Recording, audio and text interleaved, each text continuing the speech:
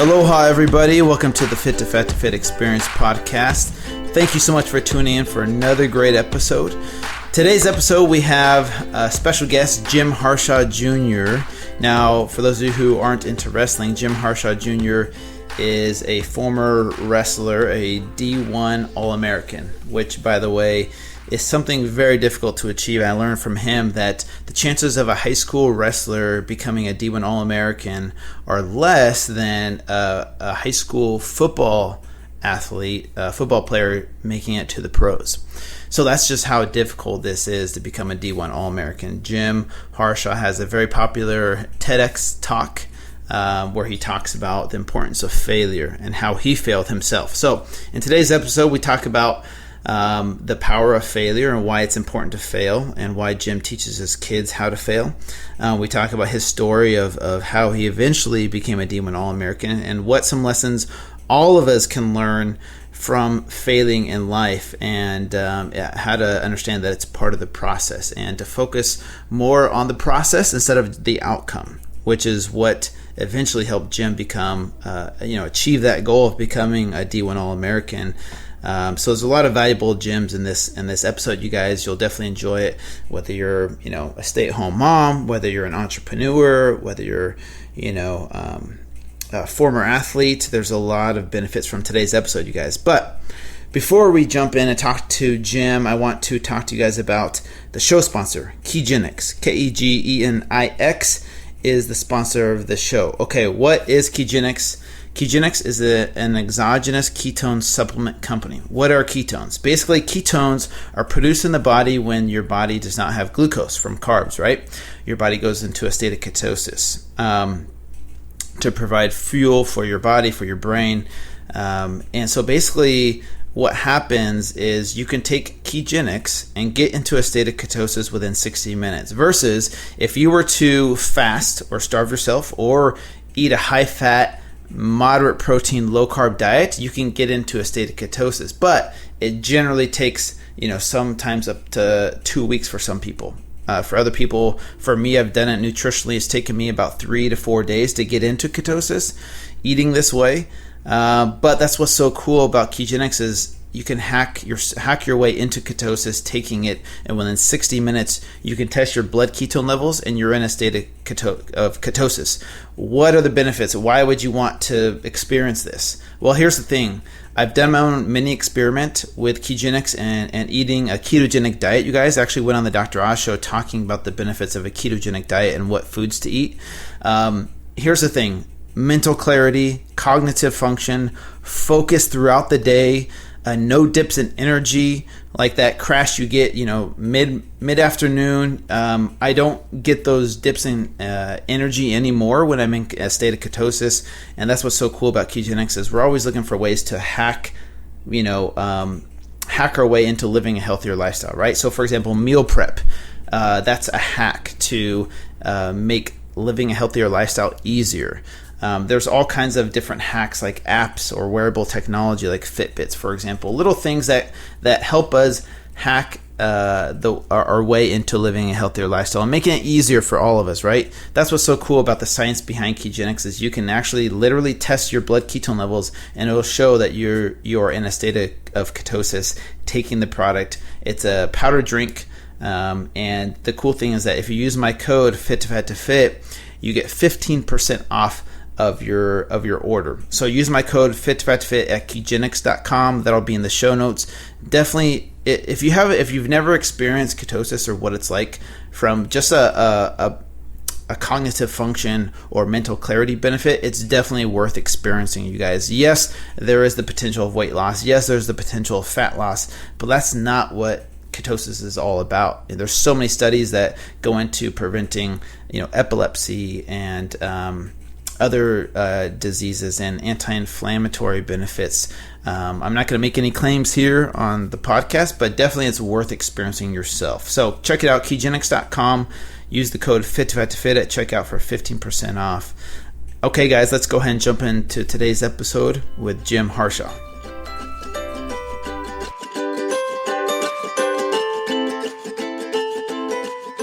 All right, Jim Harsha, welcome to the Fit to Fat to Fit Experience podcast. How are you doing today, man? I'm fantastic, Drew. Thanks for having me on. This is great. Yeah, man, I'm super excited to have a former wrestler and a former athlete like yourself on the podcast today. Now, where are you at today? Are you in Virginia still? Yeah, I'm in Charlottesville, Virginia. Yep, it's University of Virginia. It's my alma mater. I tried leaving Charlottesville a couple of times. I'm from Pittsburgh originally, and got recruited for wrestling to Charlotte, University of Virginia, and I've tried to leave a couple of times, but we just keep getting pulled back. It's a great place to be. So we're growing roots. We got 4 kids, and we love it here. Well, I've heard from multiple people that the University of Virginia campus is one of the most beautiful campuses in the nation. Yeah, it's beautiful. I'm guessing you would agree, right? Oh, yeah. I mean, of course, the number one most people. I don't know who told you it was one of the. It's definitely the best campus in the country. We call it, of course, man. Browns.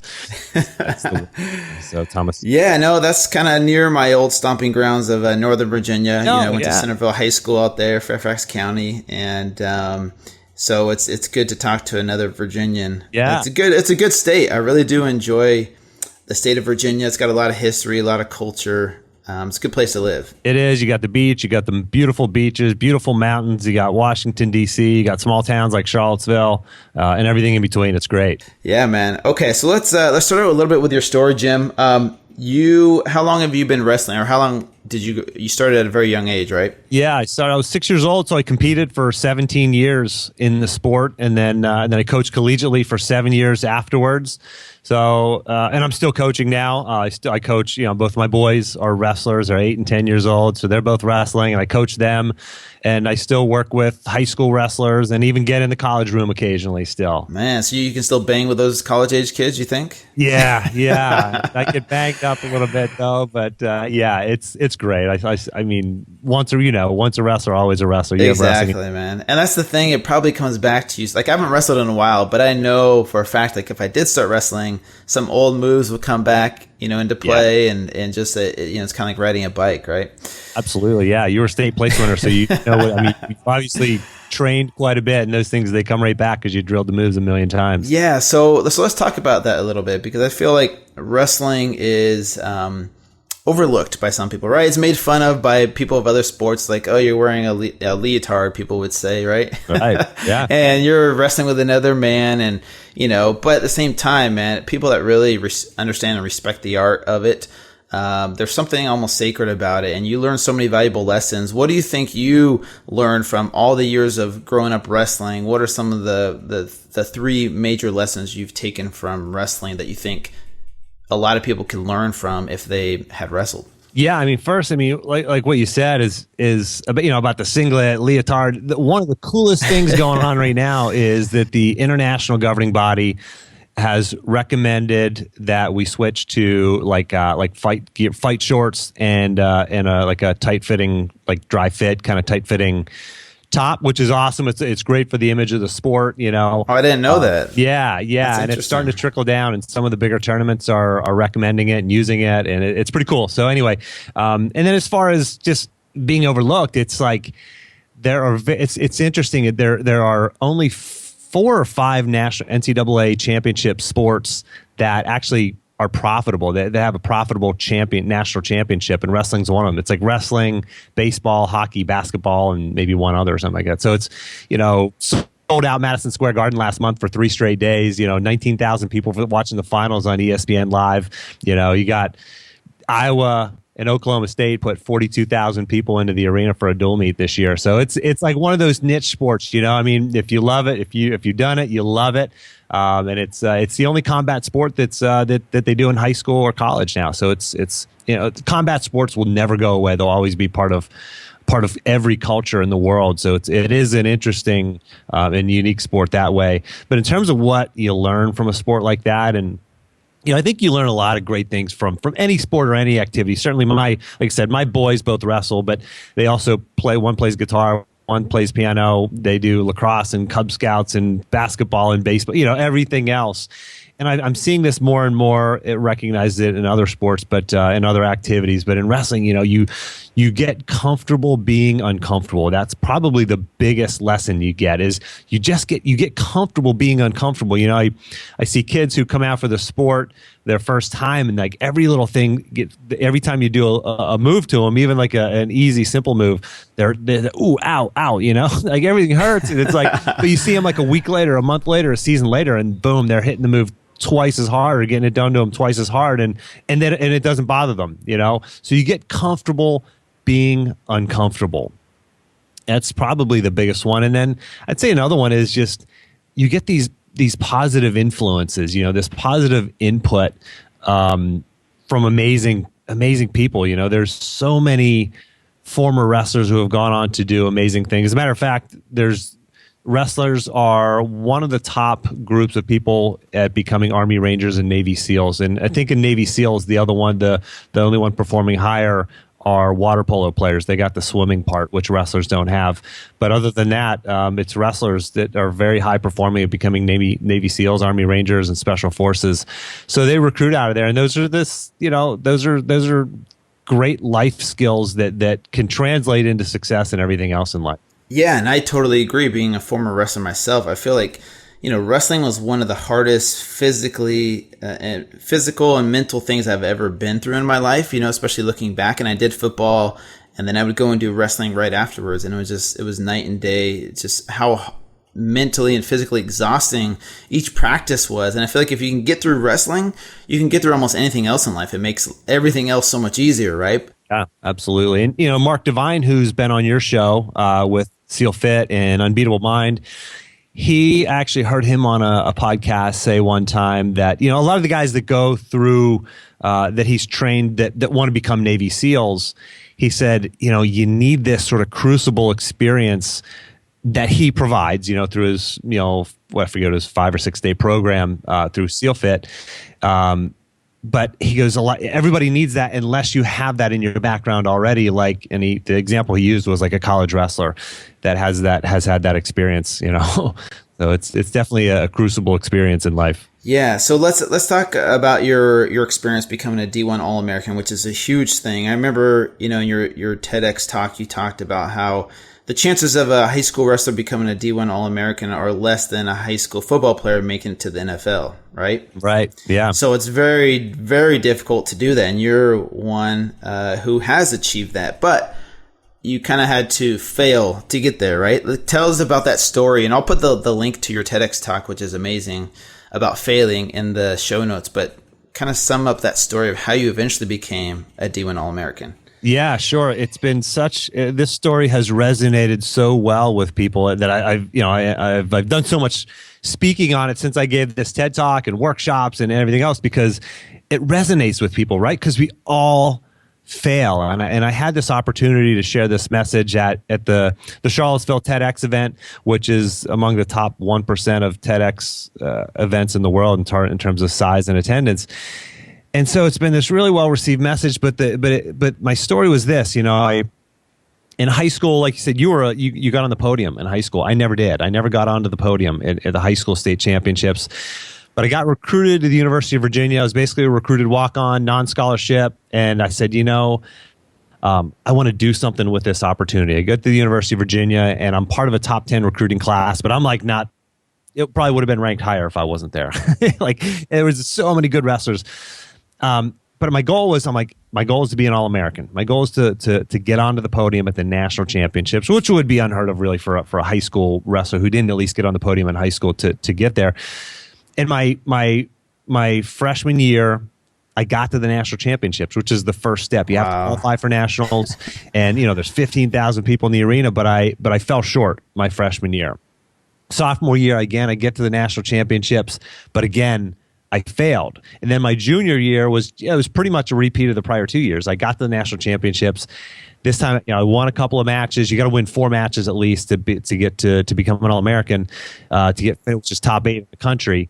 And but I lost again. So my season ended, and I say this in my TED Talk, my season ended with me in the locker room and my face buried in a towel in tears, wondering, why can't I do this? Like, what's wrong with me? I can't possibly run more miles, lift more weights, watch more film. I can't practice more. There's not enough hours in the day. Maybe it's just not meant to be. Maybe Jim Harshaw doesn't have what it takes. And so I have my senior year coming up, right? I got one more opportunity. And by the way, we've all felt that. For the listener listening to this right now, Drew, we've all been there, right? Whether in sports, in business, with relationships, at work, in a professional life, we've all been there, right? We've all felt that hopelessness, that self-doubt. And so how do we overcome it? Well, I had one more year, and I sort of reflect back on this now, 20, almost, 15, 17 years later. I can reflect back and see these lessons, but I had one more year, one more shot. In my senior year, I let go of becoming an All-American, and my focus was on performing at the highest level that I possibly could, and enjoying the process and focusing on the process and letting go of the outcome. And what happened was I had the most fun that I've ever had in my life competing, and I got to the national championships again, and this time I had won 3 matches, and I got one more match, and I got to beat the guy ranked 4th in the country. I'd never, to this point in my career, I'd never beaten anybody ranked in the top 5 in the country. So I've got to wrestle the match of my life, right? I've got to learn from these prior failures to not only beat this guy, but overcome this self-doubt, right? This seed of doubt that we all have that grows because of our failures.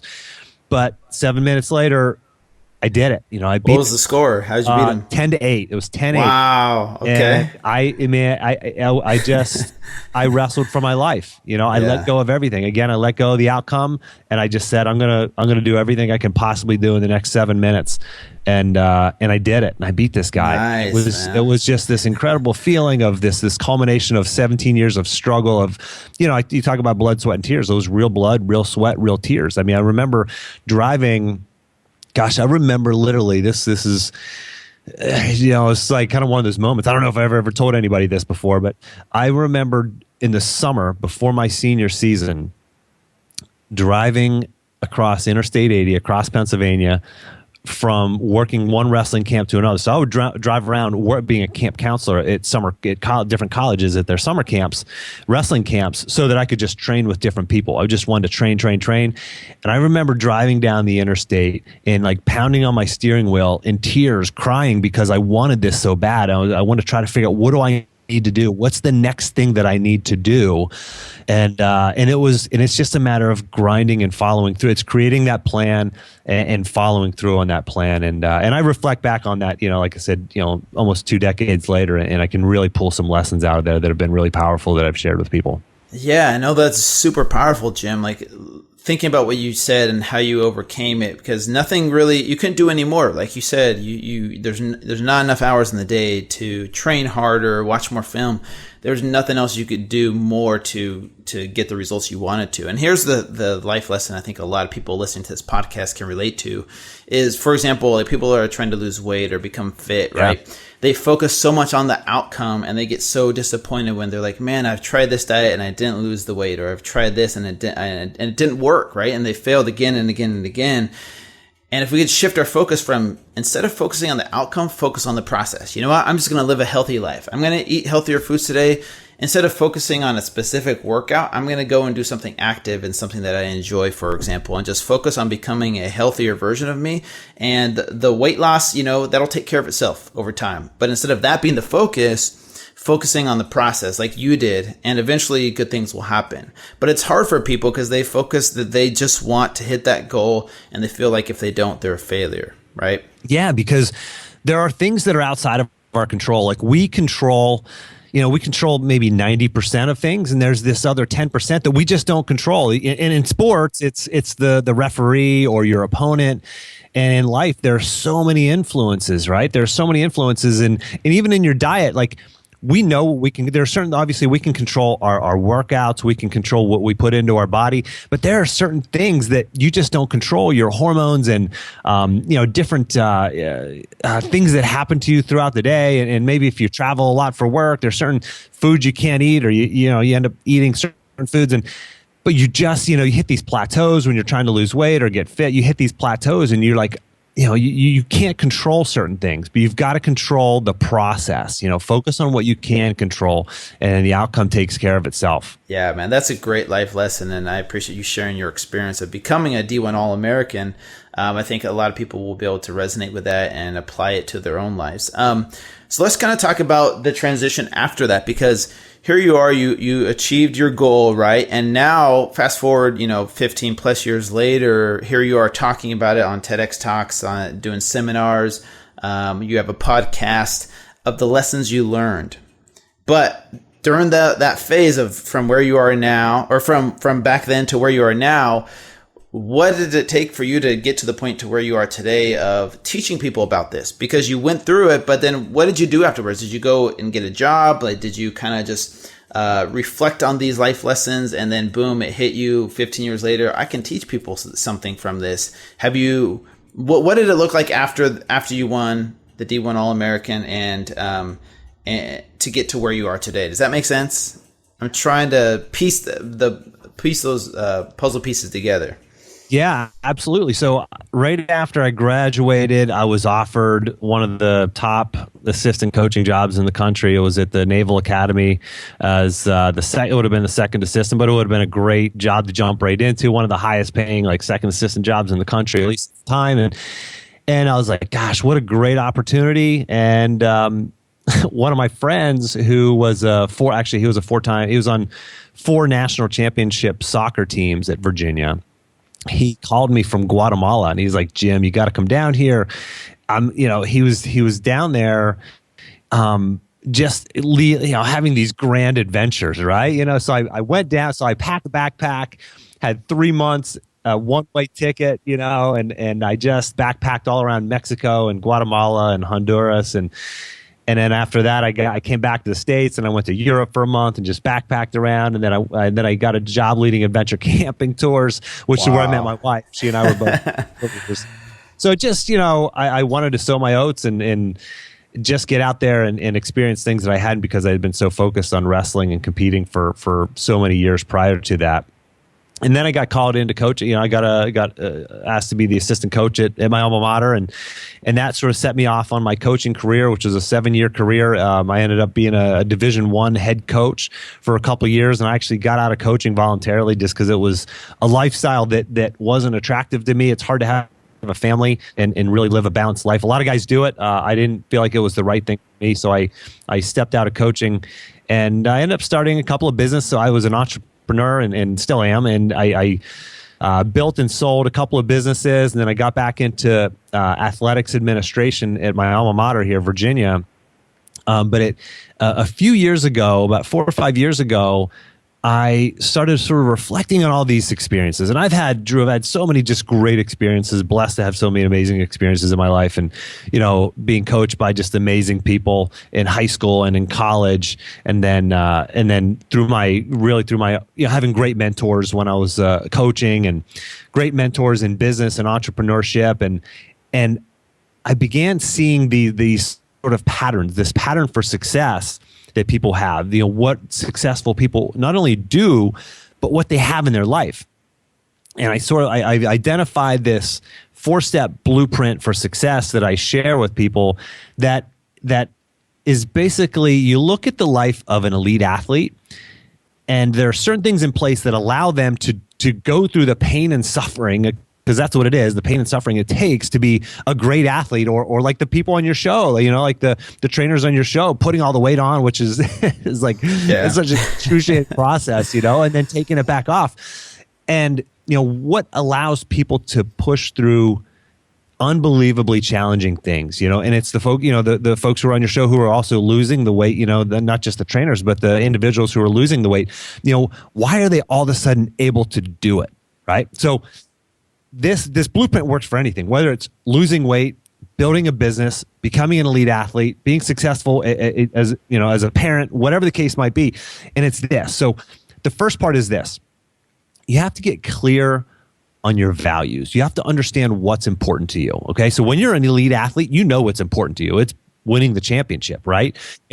And for me, I wanted to become an All-American because I saw the type of people that became All-Americans. They were, respected people who lived disciplined lives that went on to, a lot of them went on to significant success outside of the sport of wrestling. So that was my why, So I knew my why. I didn't really see this blueprint when I was in the midst of it, but when I look back, I can see that I knew my why, right? So, and it's, when you know your why, it's like, why can 110-pound moms lift a car off of their child, right? You hear these crazy stories. It's like, if you have a big enough reason why, you can do anything. So that was the first step. And then the second piece is not just having goals, but writing down your goals. You talk to successful people, and an inordinate amount of them have written goals, not just a dream, not just a hope, but they have like documented goals and a plan to achieve them. And I had that. I started doing that when I was competing in college, and it took me to another level. And then I kind of look back and so was that it? And it's like, well, no, that's not it. It's not just knowing your, what you value, but not just having written goals. But the third piece is this, Drew. It's creating what I call your environment of excellence. In your environment of excellence, you have this as an athlete, whether you're a high school athlete, college athlete, professional athlete, whatever. You know that they have this, and they have coaches, they have sports psychologists, they have nutritionists, they have teammates, right, to experience the highs and lows, like the folks on your show, when they're hitting a plateau, or when they're struggling to lose weight, they've got a teammate, right? They've got a partner to experience this with. It's going to go through the highs and lows with them. That helps make that the pain and suffering more tolerable. It helps you push through the failure, the struggle, the adversity, the setbacks.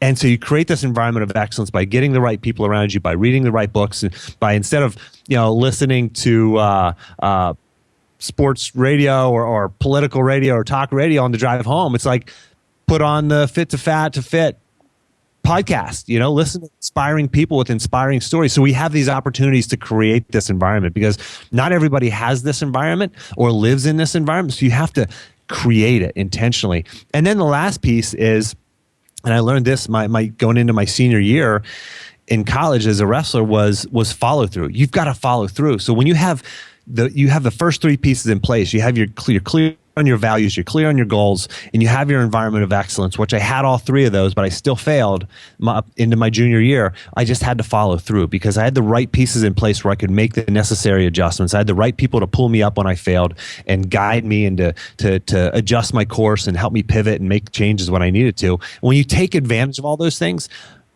even if you do fail at the end of the day, you're going to, shoot for the moon. If you miss, you're among the stars. You're going to get so much further. Really, ultimately, my goal is to be a national champion. I still failed at that, but I became an All-American. I finished top 8 in the nation, and that's this 4-piece blueprint for success. And I'm happy to make that available to your listeners. I can make a link on my website, just jimharshawjr.com/ I don't know, probably fit or something like that. If you want to, we can, for the listener, you can get that.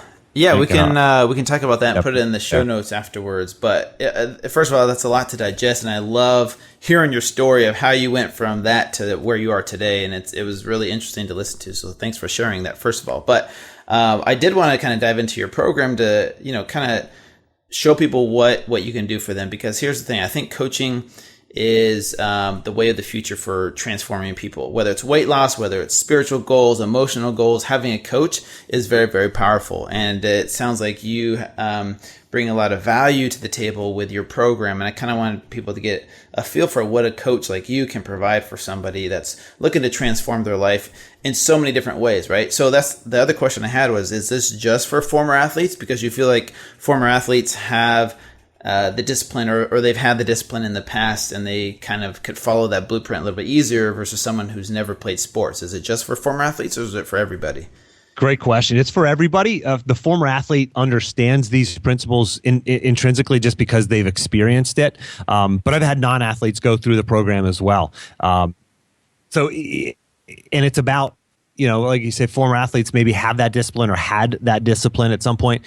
It's about creating that, if you haven't had that crucible experience as an athlete, it's about putting that structure in place in your life. And when you put that structure in place, amazing things happen. It's like, even when you don't, before you get to your goal, once you just feel like you're on track, you're happier. You're really, ultimately, that's what we're talking about is being more happy and being happier and being more fulfilled, being more satisfied with your life. And my, the clients who have gone through my program, whether it's the self-guided program or I've got a self-guided program, I've got a sort of a group coaching program, and then I have a one-on-one program. And they've all said that the biggest thing they've got out of it was clarity on the action they need to be taking every day. And that's the biggest thing that we crave, right? We all want to know, okay, this is where I want to go, but what steps do I need to take to get there? And when you put this blueprint into place in your life, gosh, the answers just show up, and you wake up every day with clarity, and you're able to stay focused. A lot of us drift off at work. We're on the internet all day at work or on checking email, and it's so easy to drift off and lose focus. But once you put this blueprint in place, your focus is just tunnel vision. It's an awesome feeling for myself experiencing it. That's the way I live now. And now that I have this blueprint back in place in my life, and then for my clients as well. Yeah. So it's a lot of fun. What kind of clients have you brought on that, from different walks of life? What kind of clients have come and consulted with you? It's been it's been pretty broad. I've had college coaches, but I've also had just business, corporate executives, professional athlete, Charlie Brenneman, Spaniard, who was on your show.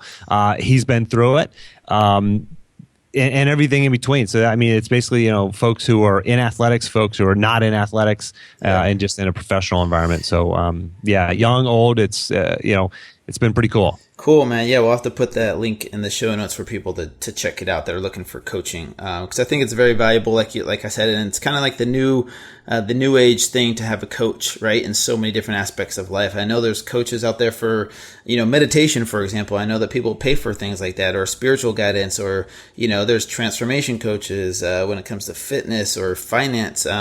So I think there's a lot of people that are more interested in having a coach with them every step of the way. I kind of want to go back a little bit to your story, because I thought this was really cool. We don't have to talk on it a lot, but I like how you, after you instead of taking a job right away after you won, you became a D1 All-American, you kind of went and just did your own thing. You went and traveled the world and had some experiences and made some memories for yourself. I think that right there is, so valuable for people to have, to just go and travel and experience the world versus staying in the grind, having a set job and just work until they're of retirement age. And by that time, they can't really go backpack through Europe or Mexico, right?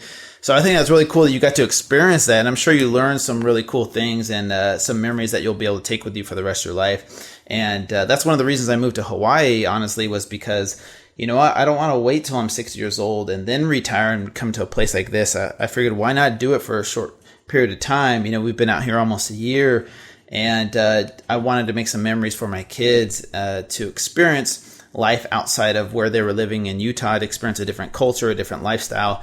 And it sounds like you kind of did the same thing, which is really cool. And I'm kind of glad that you talked about that and that you got to experience that.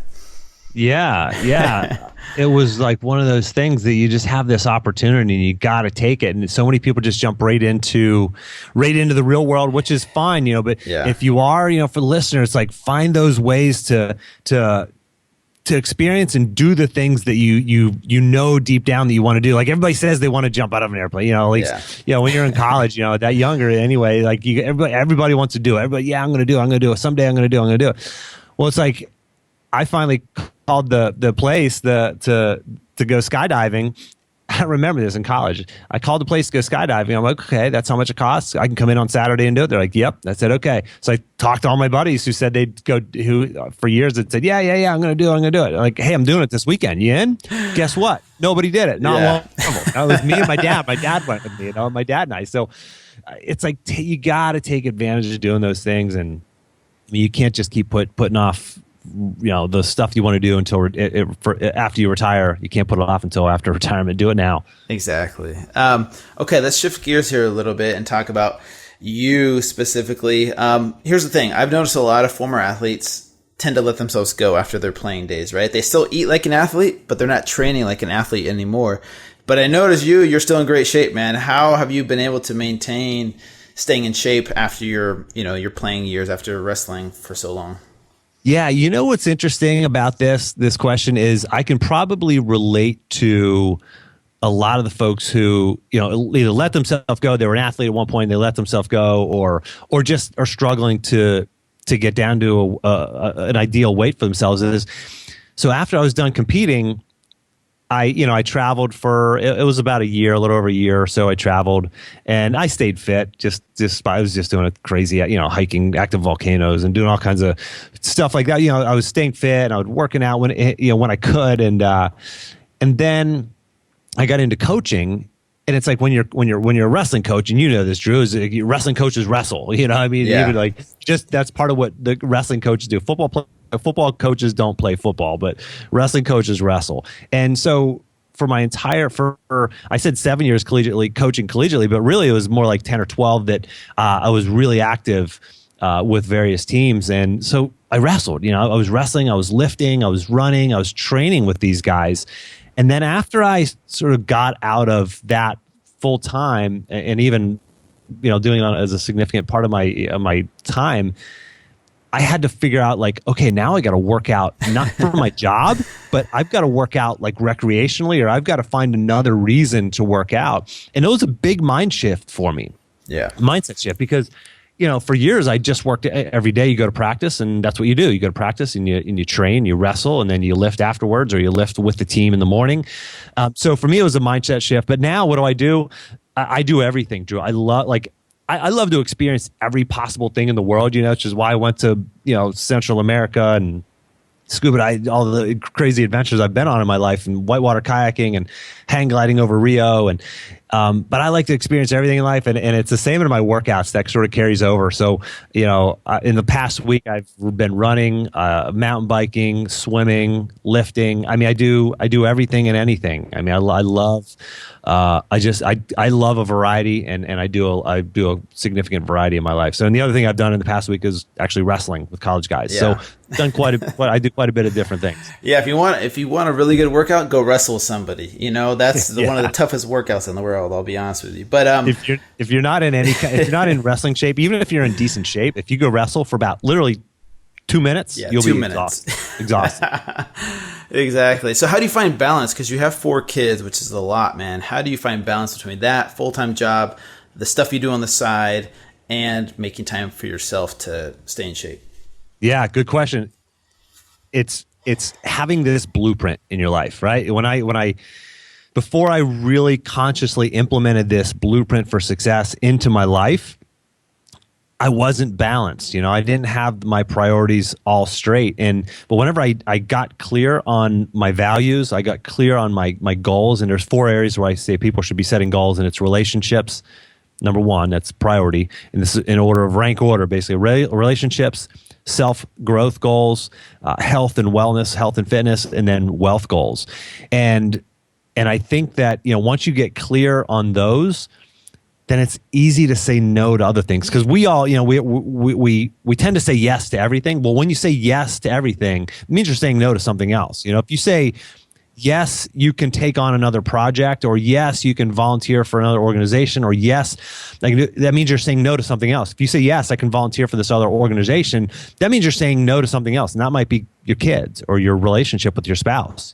So that's how I've maintained balances, or regained balance, was by getting clear on these things, getting clear on this blueprint, implementing it into my life. And then I say no. So I say no to a lot of things that I used to say yes to. And it's things like, maybe watching a football game on the weekend. If you say yes to that, which there's nothing wrong with watching a football game on the weekend, but it's like, if you say yes to that, just understand that you're saying no to maybe your health and fitness, maybe it's your relationship, maybe it's time with your kids, maybe it's your education, maybe it's your wealth goal, whatever it is, you're saying no to something. Yeah, that's a very good point. I like that. I hadn't thought about it like that.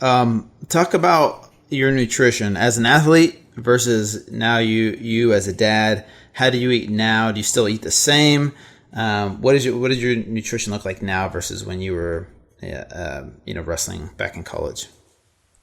Drew, I remember my sophomore year. It was in the middle of a lift, and I really started cranking up my training and realizing what it took to get to the next level. And I was just pushing my body to the limit. And I remember being in the middle of a lift, and I just tanked. I just had nothing left. I'd worked out that morning already, and I was doing a lot more than most of my teammates, maybe all of my teammates. And I crashed, and I'm like, I went and talked to my strength coach, and so what do I got to do here? We didn't have a nutritionist on staff at the time. But this was my first real lesson in nutrition. And I changed my nutrition and started eating just, when it comes down to it, I started eating more like a caveman. You know what I mean? Eating fruits, more vegetables, and the right things, less processed foods. And I didn't know nearly as much, and I don't think the science was advanced as it is today or readily available. So I just started eating, a basic correct diet, with fewer processed foods and more whole foods. And now I look at my life now, and it's the same way. I drink a fruit and vegetable smoothie every morning. That's my breakfast. I do best eating healthy lunches when I pack my lunch, when I'm not hungry the night before. I pack a salad and a sandwich with whole wheat bread and yogurt and fruit and vegetables. And then, my hardest time really for me is when I come home for dinner and there's going to be processed foods in the house when you have 4 kids, and eating some of that stuff. That's my biggest challenge. But I still eat pretty healthy. And really right now my focus is, it comes back to your why. What's my value? Why do I want to eat healthy? Well, the reason I want to eat healthy now is because I want to be able to perform, right? I want to be able to perform at work and staying focused and efficient. I want to be able to stay focused and efficient when I'm making a presentation or doing a workshop or giving a talk. And I want to be able to stay focused and have enough energy when I come home from a long day and I'm with my kids. I want to sit down and do homework with them. I want to run in the yard and play with them. I want to be 100% fully there, and that's what my nutrition is based around now. Well, I think that's great advice just for your everyday average person out there. We get so caught up in okay, there's so much science and we hear so much contradicting theories about what's right nutritionally for me. And if you could just start with the baby steps, such as getting rid of the processed food and eating more real food, that's a great first step. That's a great step in the right direction of being healthier. And it's not consuming your life. You're not counting calories. You're not weighing your food. You're just saying, okay, let's just cut out the processed food as much as possible and then start there, right? That's a great advice. You're talking about focus on the process, not the outcome. It's it's just focusing on the process of eating the right foods. And then also, again, talk about the environment. I talked about the environment of excellence. It's okay, so what's my environment of excellence for my diet and my fitness? It's making it easy for yourself to eat the right foods. It's planning your meals. It's planning ahead. It's buying food before you're hungry, making sure healthy snacks are an arm's length away whenever you might get hungry. Yeah, man, I think that's great advice. And and putting yourself around the right people too. Listening to your show when you're driving home from work. Listening to the Fit to Fat to Fit show. Yeah, man. You know what? There's so many people that still don't listen to podcasts. I'm like, man, once I discovered podcasts, it was like a whole new world. Seriously, it doesn't. Even if you're not into fitness, if you're into Game of Thrones, there's a podcast. If you're into something specific, there's a podcast about it. I guarantee you. So it's just such great free information that's available out there. Yeah, I've been listening to podcasts for probably about 10 years. I think 2006 I started listening to, I think that's when the first couple of podcasts came online. Yeah. And I just started consuming. I love it, man. It's just free information. You get to listen to these, authors who have written these amazing books, and you get to listen to a 1-hour interview with them. It's okay, well, I just got the best stuff out of the book, I know, man. Yeah, that's a great, it's so much more accessible nowadays with, just an app on your phone, and you just put your earpiece in. You can do it while you're driving, while you're washing dishes, taking a walk, working out. I really don't listen to music anymore when I work out. I just put a podcast on, and it's just great, because I still like to read books, but at the same time, when you're reading a book, you have to sit down and be focused on just that. You can't be doing other things, right? So that's what's cool about podcasts. I'm the same way as you, yeah. Okay, we're coming up on time here, Jim. And as you know, we always end our podcast with the lightning round. And I have some good, good ones. I have some good ones for you because I know you're used to some of these. So the first question I'm going to start off with is obviously has to do with wrestling. So here it goes. Okay, which celebrity would you seriously like to wrestle? Donald Trump. Donald Trump. And do you think you could take him? I'm pretty sure. Okay, now, would you pin him, or would you try and just mess around with him and go for it? It's a tech fall, right? I'd probably mess with him a little bit, let him up a few times and then finish him off. There you go. That's funny. Okay, would you ever seriously? I hate to bring up politics on a show like this. Hey, that's okay. I think a lot of people would love to see that actually. Would you ever do fit to fat to fit? Seriously? Oh man, Drew, I love to experience everything in life. I would totally do it. I know it would be grueling, especially after watching what some of those trainers have to go through to put on the weight, let alone get it off. Mm-hmm. But I would totally do it, man. I'm up for it. Have you ever been overweight before? No. Okay, so here's the thing. I think wrestlers would make a great person to do a fit to fat to fit, because here's the thing. You understand what it's like to cut weight and to have only an hour to eat as much food as you can before you have to wrestle, right? And so the mentality that goes into just letting yourself go and eating the food because you were deprived of food trying to cut weight, right? Just enjoy food so much more. So I think wrestlers would make a great type of people to do this fit to fat to fit journey. So if you ever do, let me know. I'll coach you, show you how to do it, tell you what types of foods to eat, and you can, like I do for the trainers on the show, I'm kind of like their mentor throughout the process, because at first it's fun for everybody. It's fun to let yourself go, but after a month you kind of get sick of it and you're like, okay, I have to do this for 3 more months. How am I going to be able to do this? Because then you just feel horrible. Yeah, you see them. They just look like, it's like a miserable experience after that. And the show just does a great job of showing, like, in a nutshell, kind of what it's like. Because it's like, oh, man, they're having so much fun. They're loving the food. And then, boom, 30 minutes later, they're just, like, throwing up and feeling miserable. And you know what I'm saying? Versus, it was a 4-month process for these guys and girls. Jeez. So, okay, we'll put you down there on the list of people that's going to do this. Nice. What's your go-to all-time favorite cheat meal? Ice cream, cake, cookies. What's your weakness? It's just simple for me. It's pizza. I love pizza. I'm a pizza guy too. Yeah, I'm a pizza guy too. Okay, would you or did you ever consider going into MMA or UFC at some point in time? God, good question. I never did. I should say I've had some thoughts about it, but that stuff kind of came. I was done wrestling in '99. Was my senior year, and that stuff was just kind of catching on. Most guys weren't doing it, and so I never really seriously considered it. I actually seriously considered moving to the Olympic Training Center. I was invited to the Olympic Training Center to train full time out there, but I turned that down. But no, gotcha. Okay, that's the short answer. Because a lot of wrestlers do very good at that kind of stuff. Yeah. Okay, what's the craziest thing you did or craziest story you have of cutting weight? Oh man, are you ready? Yep. So I was injured, and this is my sophomore year. I got injured, and we went to the Midlands Championship, which is a big, huge college champion tournament over like Christmas break. And I trained. I traveled with the team. I didn't compete at that one because I knew I was going to try to get healthy and compete at the next. We were going to fly straight to Dallas after that.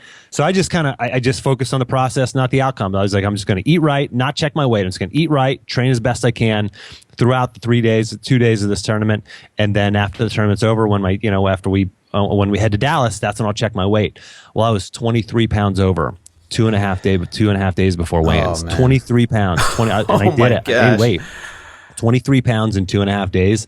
It was terrible. And this is back in the day. So for the listener, wrestling, they've totally changed the rules. You actually weigh in 1 hour before you wrestle now. But this time I weighed in the day before. So you got to weigh in and then rehydrate, get a night's sleep, put the right food in. But 24 hours later, I still wasn't recovered. I wrestled horribly the next day. But yeah, that was a nightmare. Yeah, that is crazy. 23 pounds in 2 days. So were you just working out all day in sweats and just like, what were you doing to lose that weight?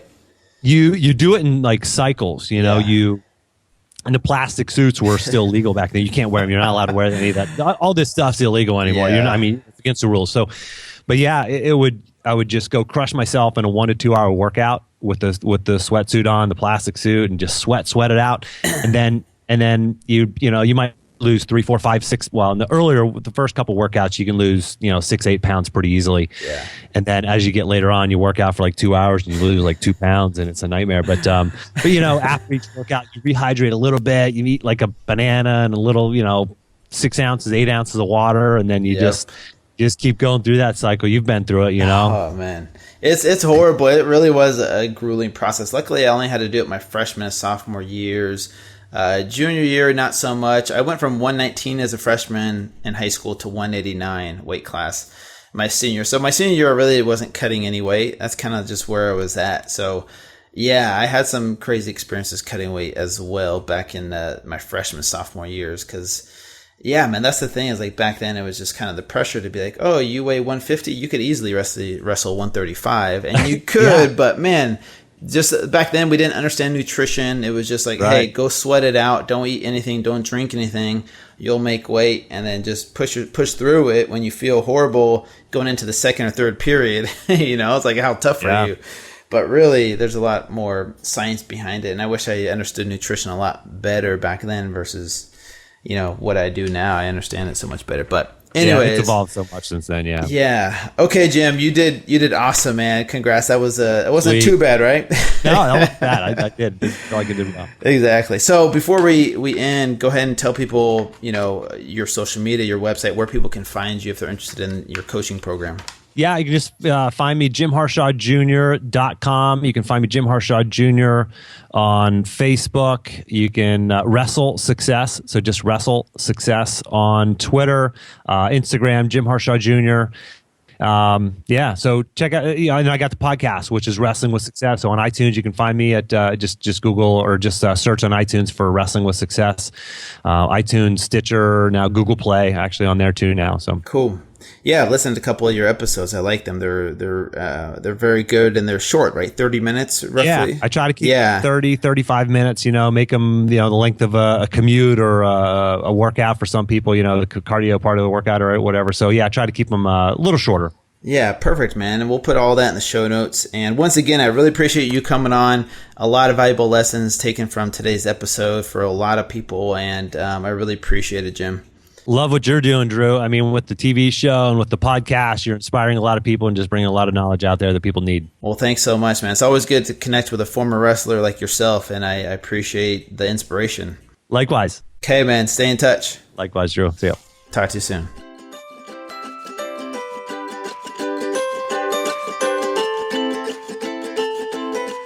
Okay, you guys, hopefully you enjoyed today's episode with Jim Harshaw, and we're able to take away some valuable lessons from his experience, and I know I did, you guys. Don't forget about our show sponsor, Ketogenics.com. Use the code FIT for 15% off.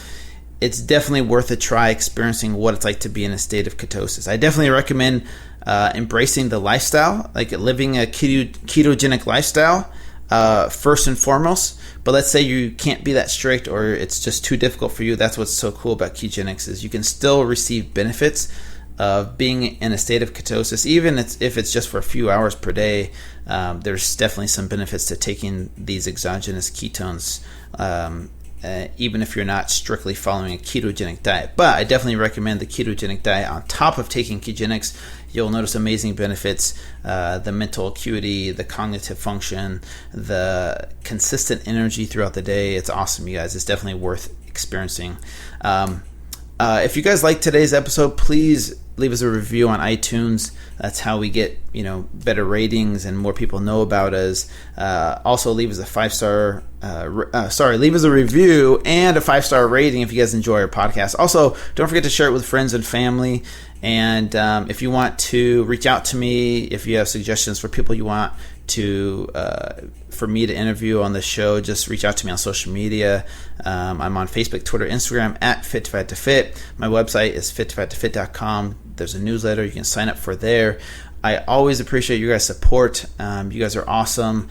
I can't believe that, I had this idea of getting fat on purpose, and now here we are today with a TV show, a podcast, a book, speaking engagements. I really appreciate, none of this is possible without you guys, so I really appreciate it from the bottom of my heart. Thank you guys. Don't forget to tune in next week for another great episode on the Fit to Fat to Fit Experience podcast, and we'll talk to you guys soon.